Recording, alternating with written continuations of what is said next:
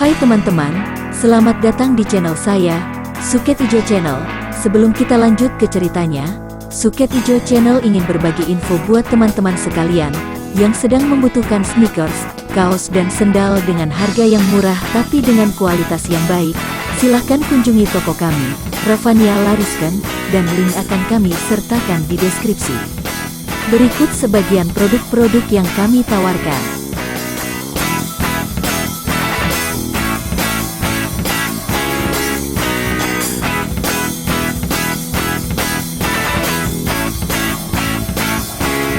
Oke, kalau gitu mari kita lanjut ke ceritanya lagi. Harta Karun Genghis Khan, serial pendekar kayu harum, karya Asmaraman S. Ho Ping Hu. Bagian ke-8. In Bw menyalakan lampu dengan jari-jari tangan gemetar. Wajahnya masih agak pucat dan jantungnya berdebar tegang. Setelah lampu menyala, barulah hatinya tenang. Akan tetapi pikirannya mengenang keadaan dirinya, dan tidak dapat ditahan lagi. Gadis itu pun menangis, sambil meletakkan kepala di atas kedua lengannya di atas meja. Entah berapa lamanya ia terhanyut dalam kedukaan ini, ia tidak ingat lagi. "Nona In Bw, kenapa kau menangis?" In Bw terkejut sekali dan sekali tubuhnya bergerak. Ia sudah meloncat keluar dari kamar pondok itu, dan ia berhadapan dengan seorang pemuda yang tadi berdiri di luar jendela. Pemuda yang bersikap tenang dan bukan lain adalah Bu Kok Siang. "Ah, engkau," In Bw berkata dengan hati lega, ketika melihat siapa orangnya yang menegurnya tadi. Akan tetapi segera ia teringat akan kedatangan orang pertama tadi, maka sambil berusaha menatap wajah di bawah sinar bulan yang sayu itu, ia bertanya, "Sudah lamakah engkau tiba di sini?" Kok Siang mengangguk. "Lama juga, aku tadi berlindung di balik rumpun bunga di sana." "Ah, jadi kau tadi melihat?" Pemuda itu mengangguk. "Ah." In Bw menjadi terkejut sekali, dan menggunakan kedua tangan untuk menutupi mukanya. Sentuhan tangan pemuda pada pundaknya itu halus sekali, sama sekali tidak mengandung kekurang ajaran, dan suara itu tergetar penuh perasaan. "In Bw, Nona, tenangkanlah hatimu. Aku tidak sengaja melihat semua itu tadi, tapi, percayalah, aku tidak akan mengatakannya kepada siapapun juga. Aku bersumpah, dan kau jangan khawatir, aku siap untuk melindungimu terhadap ancaman apapun juga, dengan taruhan nyawaku." Gadis itu menurunkan kedua tangannya, dan sampai lama ia memandang wajah pemuda itu, memandang dengan penuh keheranan dan keraguan. Kemudian ia berkata, "Mari kita bicara di dalam. Di sini bisa terlihat orang lain." Tanpa berkata-kata, In Bw memasuki pondok itu diikuti oleh Kok Siang. Kemudian, setelah menutupkan daun jendela, In Bw bersikap agak tenang dan mencoba untuk menahan getaran suaranya yang masih terguncang. "Bu Kongcu, saudara Kok Siang, kau duduklah." Mereka duduk berhadapan, dan kembali di bawah penerangan lampu, kini mereka saling pandang, dan sinar mata mereka bertaut sampai lama sekali. Gadis itu lalu menunduk dan menarik napas panjang. "Jawab pertanyaan-pertanyaanku. Pertama, mengapa malam-malam begini engkau datang ke sini, bukan berkunjung sebagai tamu melainkan datang seperti ini, seperti pencuri melalui taman?" Pertanyaan itu tidak mengandung kemarahan, akan tetapi, tatapan mata itu demikian tajam, seolah-olah gadis itu hendak menjenguk isi hati pemuda itu. Kok Siang yang biasanya berjenaka itu, sekarang nampak serius. "Entahlah, aku tidak dapat tidur. Siang tadi ingin mengunjungimu, akan tetapi selalu teringat akan perbedaan keadaan antara kita, membuat aku ragu-ragu. Tapi malam ini, aku begitu gelisah, ingin sekali bertemu denganmu, atau setidaknya melihatmu, atau paling tidak melihat rumahmu, dan disinilah aku. Ketika lewat di rumahmu, aku semakin ingin melihatmu, maka dengan lancang aku meloncati tembok dan ke taman ini, dan sungguh kebetulan sekali aku melihatmu dan tadi." "Cukup. Kini pertanyaan kedua, apakah kau tadi mengenal orang itu?" Pemuda itu menggeleng, terlalu gelap untuk dapat melihatnya, dan gerakannya demikian cepat, seperti setan menghilang saja. Akan tetapi dia itu pamanmu, bukan? Kedua tangan gadis itu mencengkeram lengan pemuda itu, bukan serangan, melainkan cengkeraman karena terkejut. Kau tahu, Kok Siang menggeleng kepala. Aku tadi lapat-lapat mendengar engkau menyebut dia paman. Dan, aku tidak sengaja mendengar ancamannya yang terakhir tadi, yaitu kata-kata ini, nah, aku pergi, lakukan secepat mungkin dan harus berhasil. Entah apa artinya keluhan ini, mungkin juga lega, karena pemuda itu tidak mengetahui semuanya, atau juga khawatir. Kok Siang tidak dapat menyelami hati gadis ini. Akan tetapi, In Bwe melepaskan cengkeraman tangannya, lalu duduk kembali. Sekarang jawablah sejujurnya. Jangan sembunyikan rahasia. Jawablah sejujurnya. Mengapa engkau bersikap seperti ini kepadaku? Mengapa engkau tadi mengatakan bahwa engkau hendak melindungi aku terhadap ancaman apapun juga, dengan taruhan nyawamu? Sekali ini, dengan terang-terangan In Bwe memandang wajah pemuda itu, sinar matanya seperti hendak menembus dan mengetahui isi hati pemuda itu. Berdebar rasa jantung Kok Siang. Beberapa kali dia menelan ludah sebelum menjawab, lalu dia pun berkata, suaranya lirih dan tergetar penuh perasaan, demi Tuhan, aku bersumpah bahwa apa yang hendak kukatakan ini adalah sejujurnya. Nona, Bwe Moi, terus terang saja, selama hidupku belum pernah aku jatuh cinta. Akan tetapi, sejak aku bertemu denganmu di restoran itu, melihat sikapmu menghadapi penjahat, aku sudah jatuh hati kepadamu, dan aku sudah mengambil keputusan bahwa engkaulah satu-satunya wanita yang kuingin agar menjadi jodohku. Akan tetapi, mendengar bahwa engkau adalah puteri seorang hartawan besar, timbul keraguanku, karena aku tidak ingin dinamakan pengejar harta, dan hendak mengawini hartamu. Aku cinta padamu, Bwe Moi. Nah, terus terang saja kukatakan ini, daripada kusimpan-simpan menjadi racun hatiku. Dan melihat engkau menangis begitu sedih tadi, aku merasa bahwa akulah orangnya yang harus melindungimu dengan taruhan nyawaku.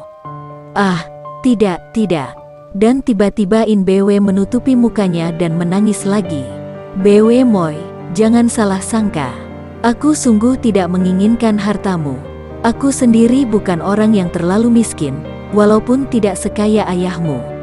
Akan tetapi, aku mempunyai cinta, dan biarpun baru satu kali kita saling berjumpa, akan tetapi aku sudah yakin bahwa aku cinta padamu, dan aku bersedia menjadi jodohmu walaupun engkau tidak membawa harta secuil pun.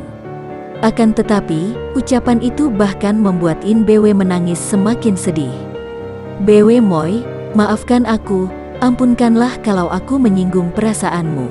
In Bwe menggeleng kepala. Biarkan aku menangis,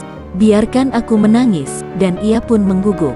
Kok Siang diam saja hanya memandang dengan hati terharu, dan ia tahu bahwa gadis itu bukan tersinggung melainkan berduka, dan agaknya baru sekarang memperoleh kesempatan untuk menumpahkan semua kedukaan hatinya melalui air matanya.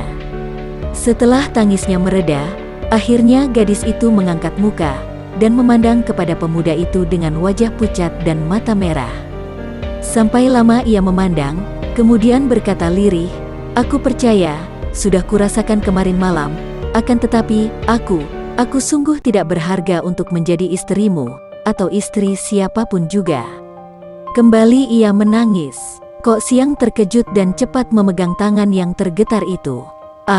Moi, kenapa engkau bicara seperti itu? Engkau 1000 kali lebih berharga daripada aku. Engkau tidak mengerti. Baiklah, dengarkan, akan kuceritakan padamu. Duduklah yang tenang, dan dengarkan ceritaku. 3 tahun yang lalu terjadinya malapetaka itu. Kau tahu, sejak kecil aku berlatih silat, dibimbing oleh pamanku yang amat tinggi ilmu silatnya.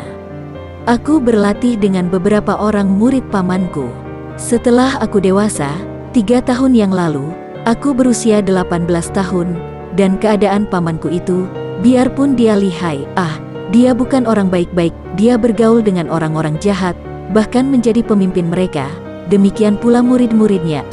Aku terpikat oleh seorang suhengku, sampai pada suatu hari, dalam kemabokanku karena kami minum arak, agaknya disengaja oleh suhengku itu, aku menyerahkan diriku padanya. Gadis itu menundukkan mukanya yang menjadi merah sekali. Kemudian ia mengepal tinjunya dan mengangkat muka. Nah, sudah kau dengar baik-baik. Apakah engkau masih berani mengaku cinta padaku? Pengakuan itu bagaikan halilintar menyambar kepala pemuda itu. Dia menjadi nanar dan mukanya pucat, matanya menjadi sayu dan merenung kosong. Akan tetapi, dia segera menggoyang kepalanya dan juga mengepal tinju. Bwe Moi, aku cinta padamu sekarang.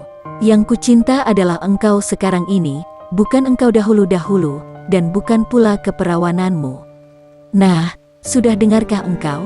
Ucapan yang keras itu mengejutkan In Bwe, juga mengherankannya. Tapi, lanjutkan ceritamu. Aku merasa menyesal sekali dengan peristiwa itu, dan aku lalu membunuh suhengku itu. Aku tahu bahwa dia sengaja memikat dan melolohku dengan arak keras, dan aku tahu bahwa aku sama sekali tidak cinta padanya, dan bahwa dia pun hanya mau mempermainkan aku. Paman, yaitu suhu kami, tahu akan hal itu.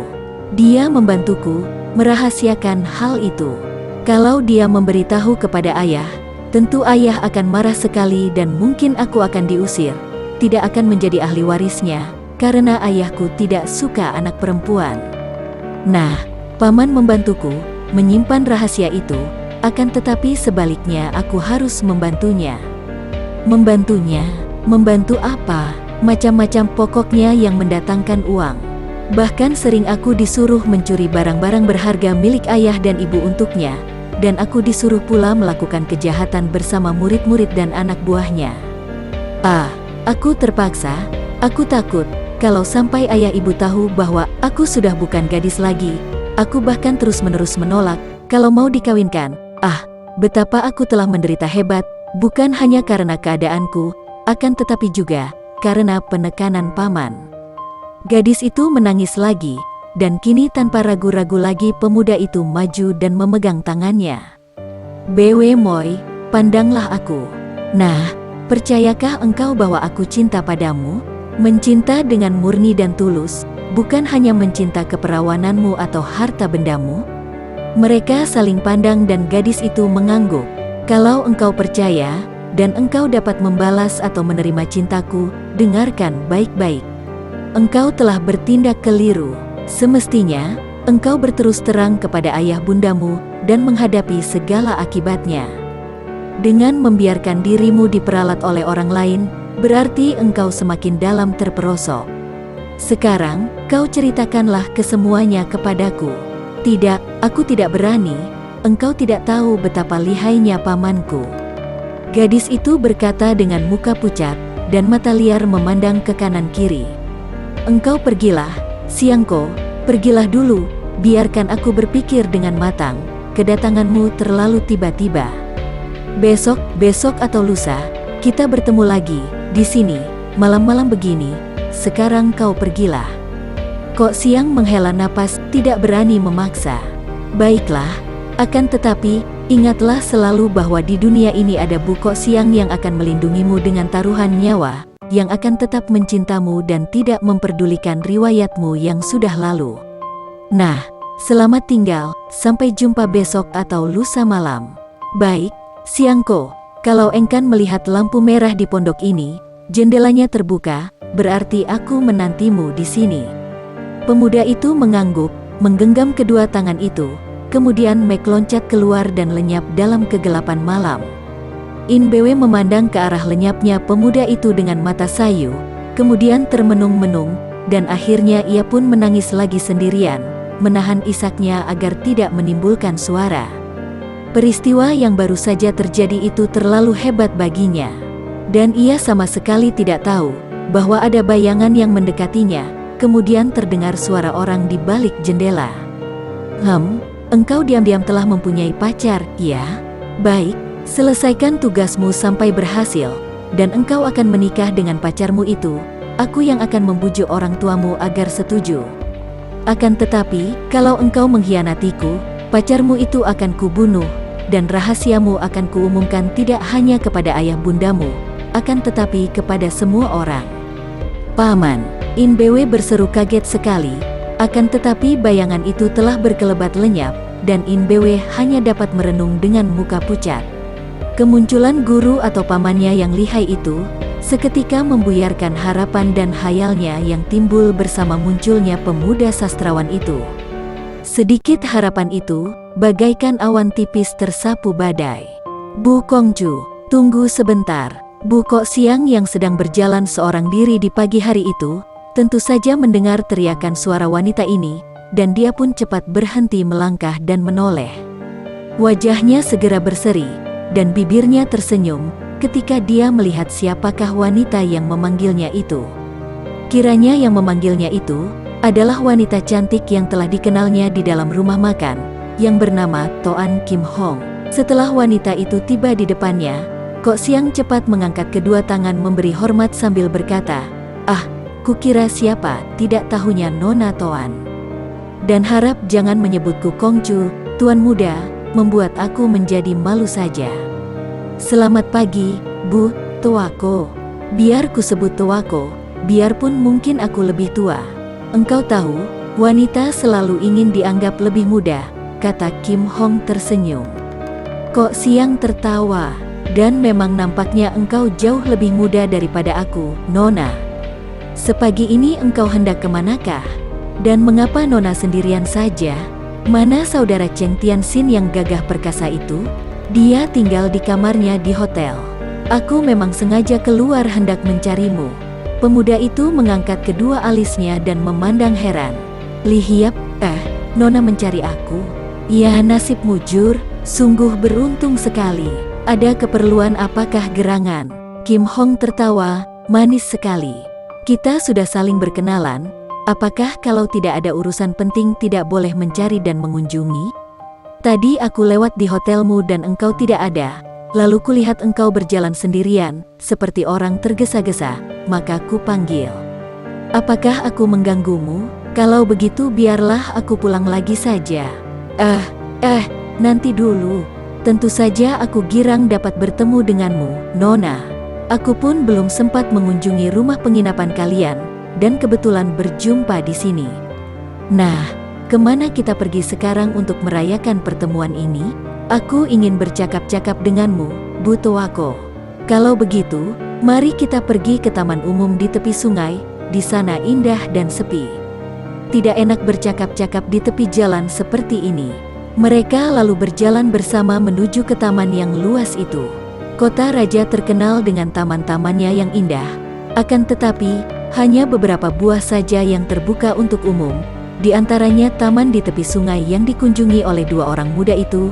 Banyak mata yang bertemu dengan mereka di jalan memandang pasangan ini dengan kagum, karena memang pasangan ini cocok sekali.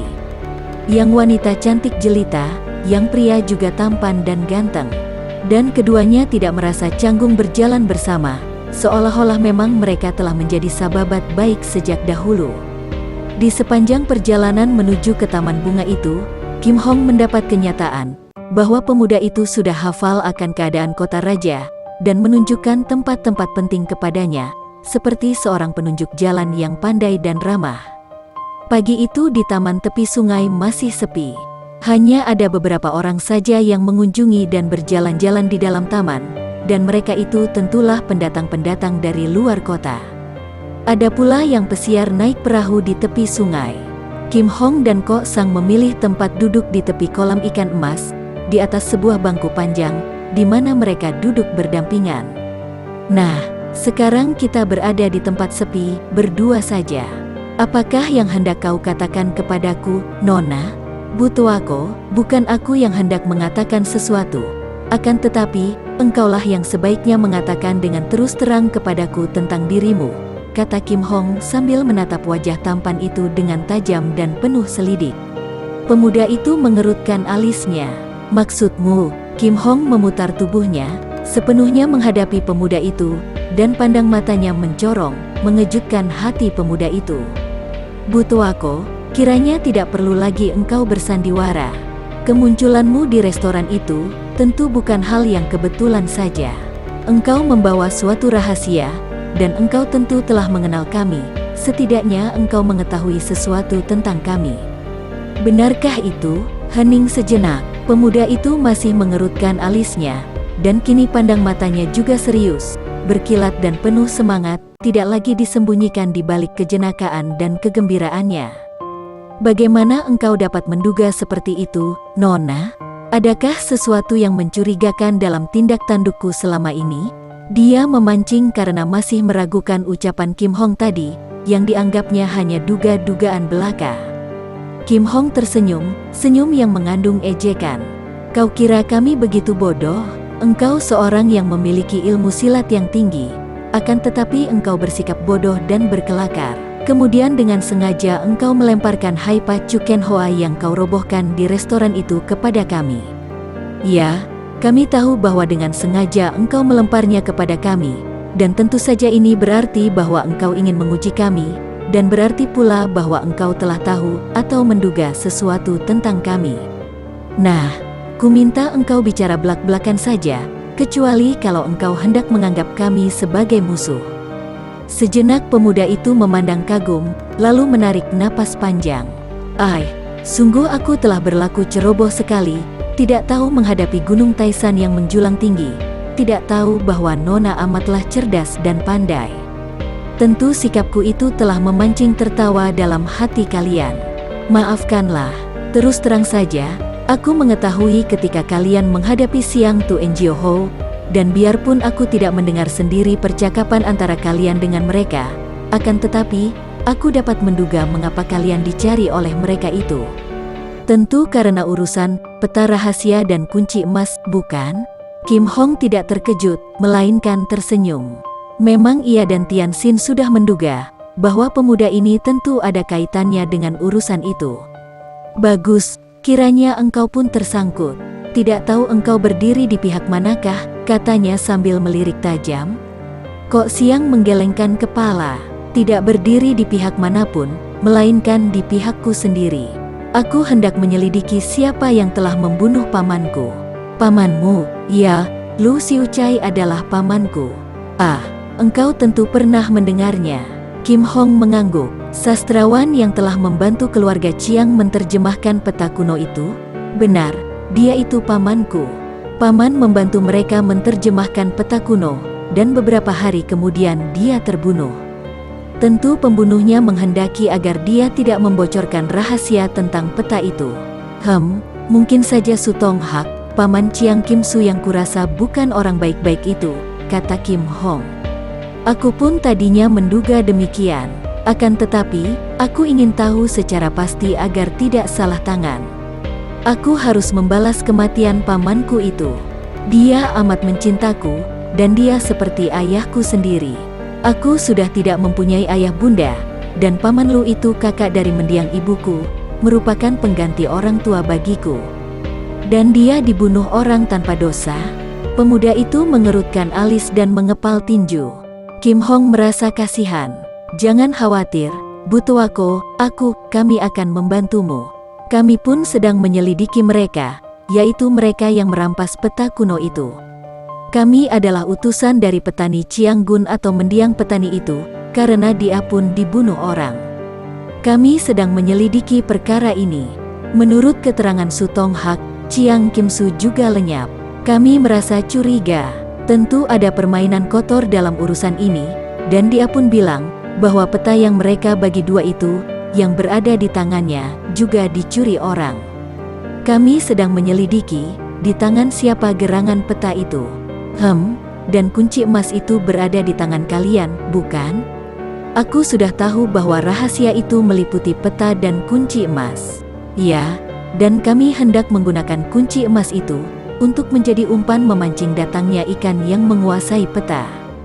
Dan lihat, kurasa ada ikan-ikan yang datang. Tiba-tiba pemuda itu berkata sambil melirik ke arah kiri. Kim Hong juga melirik ke kiri, dan memang benar ada sekelompok orang, 10 orang jumlahnya, mendatangi taman itu dan mereka itu nampaknya bukan seperti pelancong biasa. Agaknya benar, mereka tentu anak buah yang dikirim ke sini, kata Kim Hong.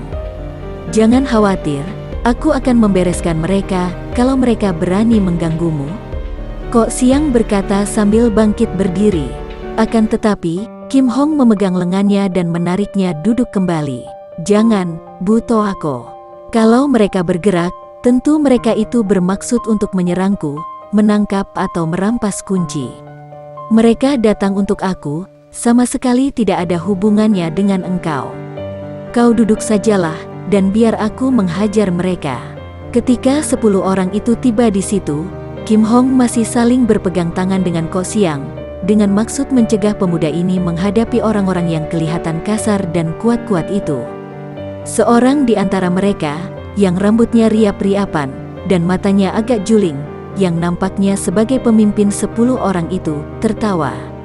Perutnya yang gendut itu bergoyang-goyang, kiranya si manis ini mempunyai pacar di mana-mana, sering berganti pacar. Kawan-kawan, sekali ini kita tidak boleh gagal. Tangkap si manis ini dan bunuh saja pacar barunya. Kim Hong adalah seorang wanita yang pernah menyamar sebagai Lam Sin selama beberapa tahun.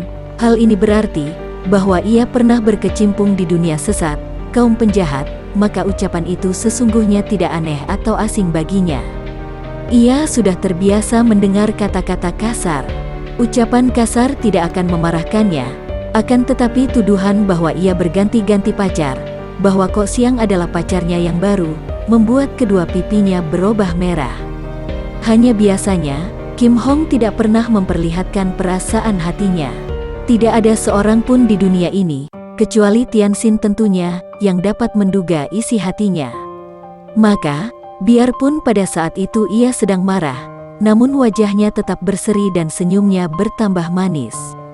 10 orang itu telah mengepung bangku, di mana Kim Hong dan Ko Siang tadi duduk, dan dari gerakan kaki mereka tahulah Kim Hong bahwa biarpun orang-orang ini nampak kasar, namun mereka adalah ahli-ahli silat pilihan.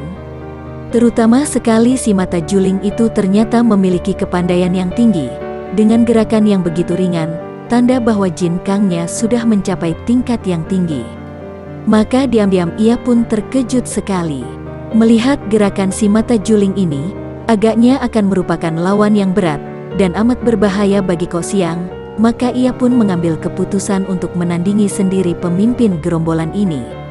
Maka, sebelum gerombolan itu menyerbu dan membahayakan Ko Siang, ia sudah melangkah maju mendekati pemimpin gerombolan itu sambil menudingkan telunjuknya ke arah hidung orang. Mata juling gendut yang bermulut busuk, kalau engkau dan anjing-anjingmu ini mampu menangkapku, biar aku berjanji akan memberi ciuman 10 kali kepadamu. Mendengar ucapan ini, si mata juling dan teman-temannya tertawa. Nona manis, sungguhkah itu? Memberi ciuman dengan sukarela? Tentu saja, aku tidak pernah berbohong, jawab Kim Hong dan mendengar ini, Ko Siang mengerutkan alisnya. Kenapa wanita cantik dan gagah perkasa ini melayani segala macam orang kasar seperti mereka? Akal Kim Hong ini berhasil.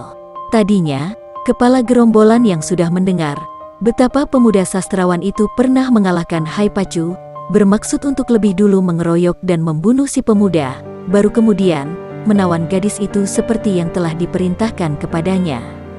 Akan tetapi, mendengar ucapan Kim Hong, dan melihat betapa manisnya gadis itu tersenyum kepadanya, dengan janji yang demikian mesra, dia pun tak mampu menahan gejolak hatinya lagi.